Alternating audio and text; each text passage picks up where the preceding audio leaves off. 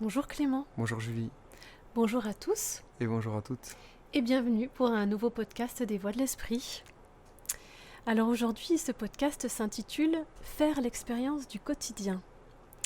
Alors pourquoi cette proposition de podcast Tout simplement parce que l'expérience est au cœur justement de la vie humaine. D'ailleurs, on l'appelle parfois l'expérience humaine. Oui, Mais le mental humain a tendance à vouloir définir, oui, entrecouper le temps, l'organiser en expérience. oui, Ce qui mène l'être humain parfois à la course à l'expérience, d'une certaine manière.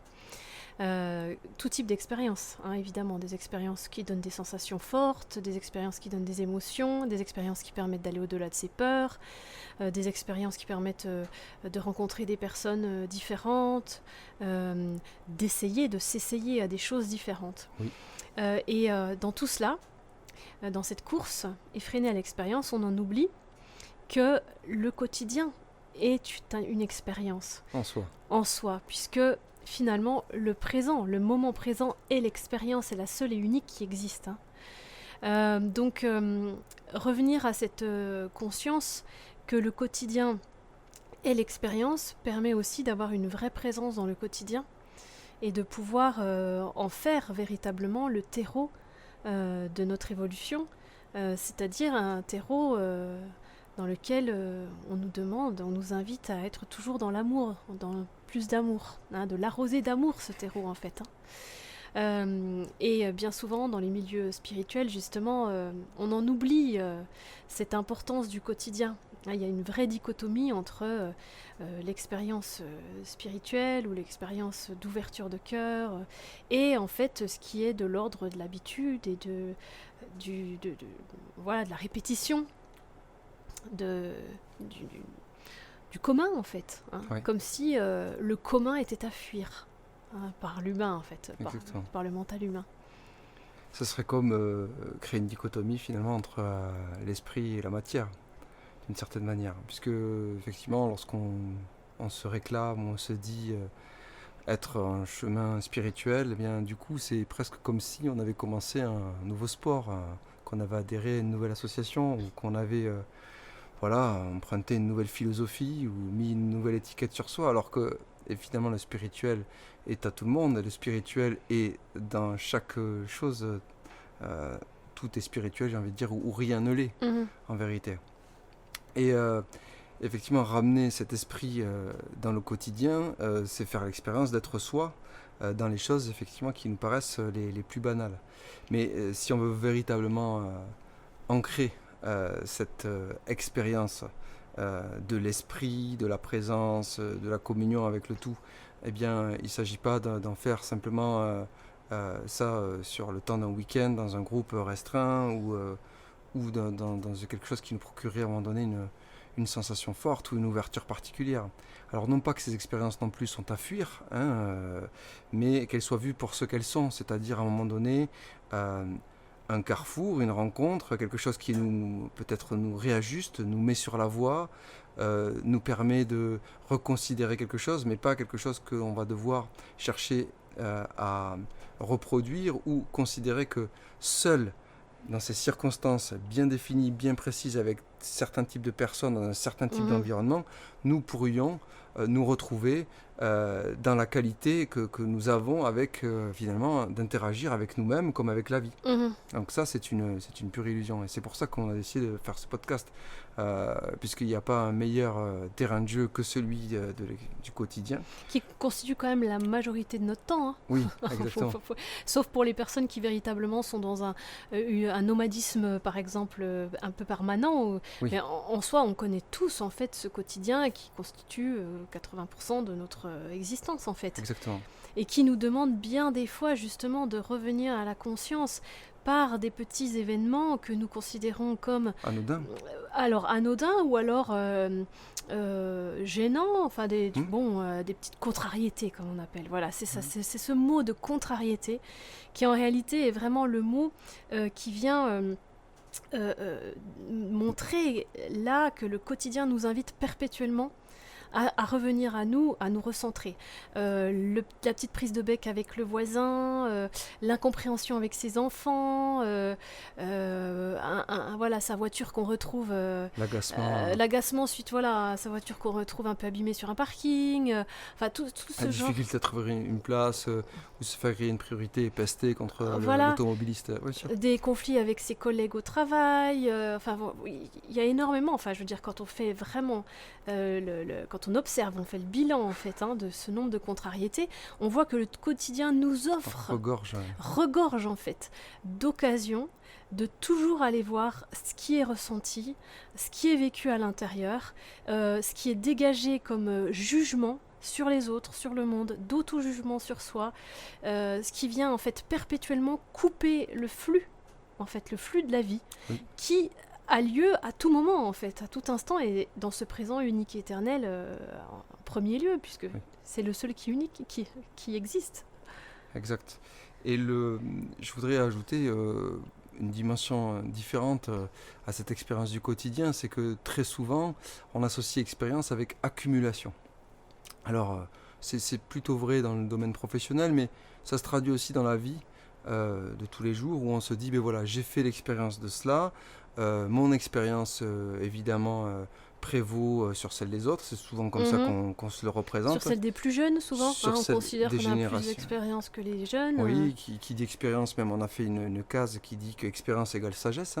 Alors que si effectivement les anciens étaient sages, ils n'auraient peut-être pas fait la guerre, ils n'auraient peut-être pas fait tout cela. Donc c'est pas forcément une association qui a à faire automatique entre un certain âge acquis et une forme de sagesse retrouvée ou on va dire corrélée au nombre à l'âge.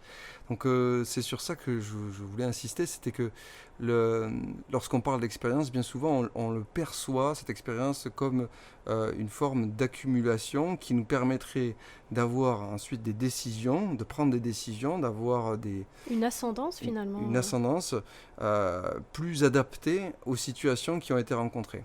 Et l'expérience, puisqu'on a fait un podcast audio à ce sujet, on s'est posé la question de à quoi sert l'expérience. Alors c'est pas l'objet de ce podcast, la vidéo, mais pour résumer en quelque sorte ce vers quoi on a abouti, c'est que l'expérience, elle peut être vue de deux manières. Soit elle constitue effectivement, on constate que ce qu'on a vécu à travers les expériences plutôt, j'ai envie de dire, difficiles ou douloureuses, est à considérer comme à fuir, à esquiver, à réorganiser, à contrôler, à paramétrer, à prévoir, à anticiper, etc. Et donc on a de cesse en fait à enfermer sa marge de manœuvre et à limiter son champ d'action.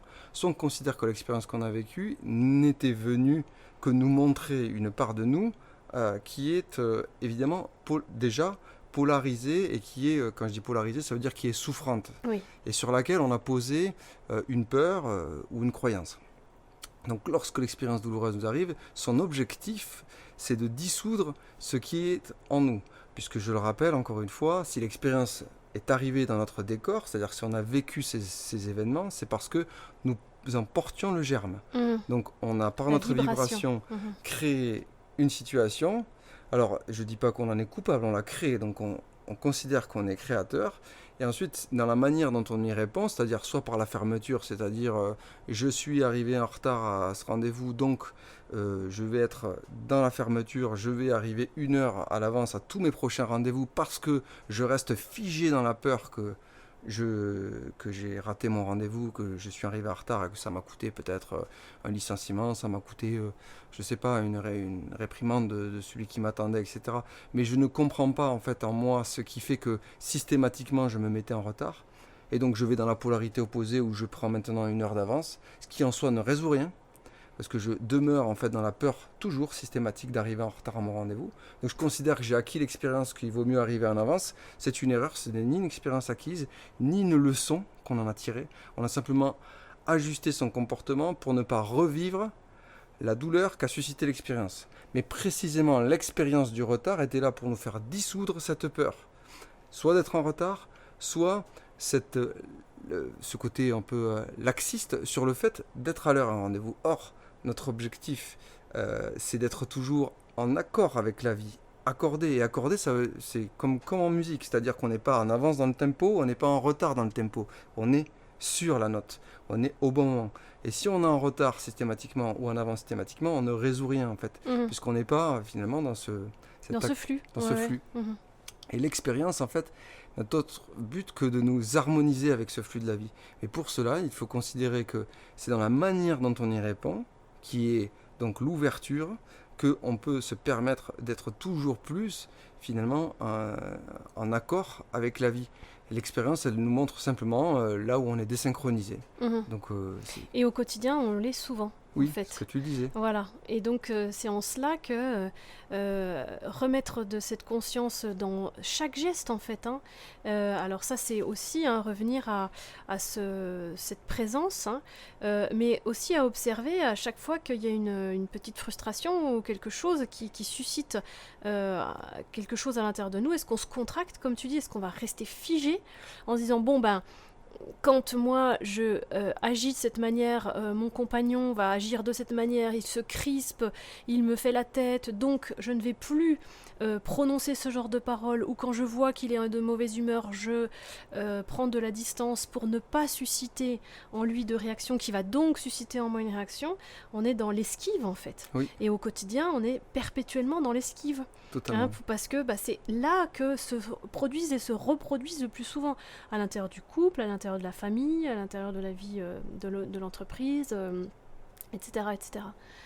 Donc c'était en cela qu'on avait envie de revenir à cette importance en fait du quotidien, de l'observation, de et... nos comportements et de nos réactions, de nos sensations. Ouais, exactement. Et pour conclure, on pourrait dire aussi que l'expérience, comme je le rappelais tout à l'heure, n'a pas vocation à être forcément la même valeur pour tous. C'est pas parce que quelqu'un a fait une expérience qui lui a permis d'accéder à telle chose, peut-être plus de richesse, peut-être une ouverture de conscience, etc., que la même expérience reproduite par une autre personne ne pourrait pas produire l'inverse. Ça dépend un petit peu déjà de ce qu'on a à l'intérieur de soi. Et ce qu'on a à l'intérieur de soi, c'est notre bagage karmique.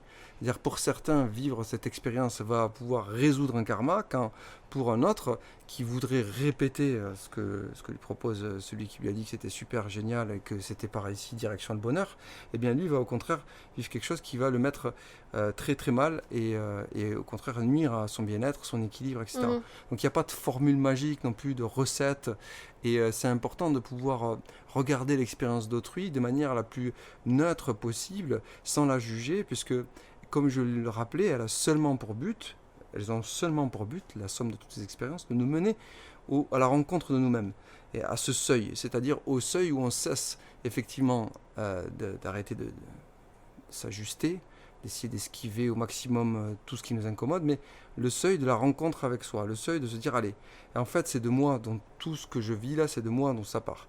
J'en suis plus ou moins conscient.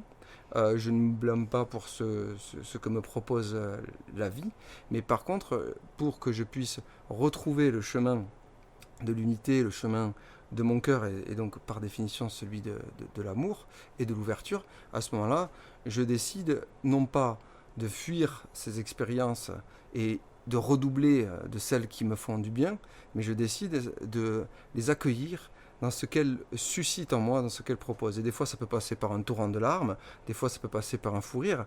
En tout cas, je les accueille et je m'autorise à les vivre. Parce que s'il y a bien le plus grand mal de notre siècle, de notre société, c'est finalement de s'interdire d'être. Avec ses émotions, avec d'être avec ce qui vient en fait. Et d'être par définition avec l'autre aussi. Parce que lorsqu'on n'est pas bien, eh bien... Oui, quand on se coupe de ses ressentis, forcément on se coupe de l'autre. Évidemment, ça va de soi. Merci Clément. Merci Julie. Merci à vous pour votre écoute. Merci à vous tous et à vous toutes. Et à bientôt pour un prochain podcast des Voix de l'Esprit. À bientôt.